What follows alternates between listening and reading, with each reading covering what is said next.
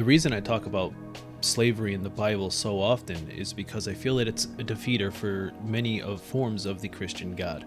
It puts Christians in a weird position where they have to either defend biblical slavery or admit that their God commanded an immoral act.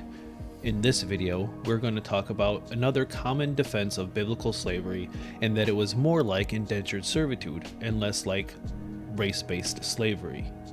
As you can see here in these clips. For somebody to pay off your debt to them. You know, it's kind of like indentured servitude. The kind of slavery that we're thinking about when we read the Bible is not the kind of slavery that was in the Old Testament. This was called indentured servitude. How did slavery exist typically in Israel back in the day? It was actually an indentured servitude. Exodus chapter 21, verse 2. This arrangement amounted to what we might call indentured servitude. First of all, when we look at the Old Testament, really what we have in mind here is more like indentured servitude, where one of the biggest flaws in trying to compare indentured servitude to biblical era slavery is that within the first 4 verses, it fails to meet that criteria, because the women shall not go free as the men do. Now, to be fair, if a slave comes in with a wife, the wife shall leave with that slave after the 6th year. But if the master gives the slave a wife and they have children, the woman and the children are not to go free as the man does. This is not indentured servitude. Webster's dictionary defines indentured servitude as a person who signs and is bound by indentures to work for another for a specified time, especially in return for payment of travel expenses and maintenance. Now, the women in this scenario are not bound by these indentures. They didn't sign any contracts, they didn't agree to this, this was not voluntary for them. It fails to meet the criteria in the beginning, and it only gets so much worse after this. Exodus 21:7 says, "If a man sells his daughter as a servant, she is not to go free as the male servants do." This is not indentured servitude. You can't even use your imagination to pretend that this is indentured servitude. The daughter signed no contracts. It wasn't voluntary. She's not paying off any debts. She's not in any way an indentured servant. She is a slave sold to another by her father. But it gets even worse than that. Deuteronomy 10-11 says, "When you march up to attack a city, make its people an offer of peace.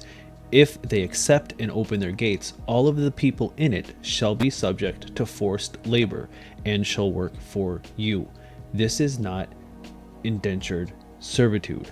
Can we stop comparing biblical slavery to indentured servitude? Now, it goes on to say in 12-14, "If they refuse to make peace and they engage you in battle, lay siege to that city. When the Lord your God delivers it into your hand, put to the sword all the men." Kill all the men. "As for the women, the children, the livestock, and everything else in the city, you may take these as plunder for yourself, and you may use the plunder the Lord your God gives you from your enemies."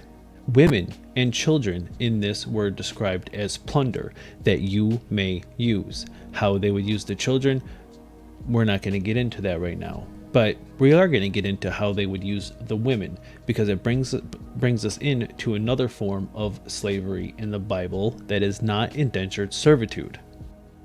Deuteronomy 21:10-11, "Marrying a captive woman," or as the Bible likes to call them, plunder. "When you go to war against your enemies and the Lord your God delivers them into your hand and you take captives. If you notice among the captives a beautiful woman and you are attracted to her, you may take her as your wife." Now, mind you, what it commanded you to do with the men of that tribe that you are attacking. You slaughter them, you kill all of them. In this scenario, you have a beautiful woman that you are attracted to, and after slaughtering her entire family, you are allowed to marry her. This is unambiguously a form of not only slavery, but kidnapping. I can't imagine a scenario where this woman, after you just slaughtered her entire family and friends, at least all of the males, that you would be willing to marry this person. But fear not, you are allowed to grieve the loss of your family and friends for 30 full days before you have to marry the person who slaughtered them. Of course, you really had to look no further than Leviticus 25:44 through 46 as a defeater for the whole indentured servitude argument. Leviticus 44 says, "Your male and your female slaves are to come from the nations around you. From them you may buy slaves. You may also buy some of the temporary residents living among you and members of their clans born in your country, and they will become your property.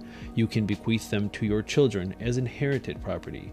You can make them slaves for life. But you must not rule over your fellow Israelites ruthlessly."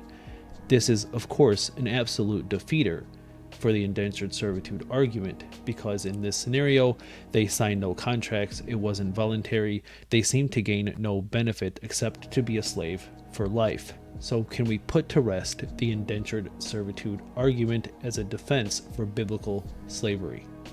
If you made it this far and you enjoyed this video, please subscribe and give me a thumbs up, and join the Discord if you want to talk just a little bit more. Thank you so much. Till the next one.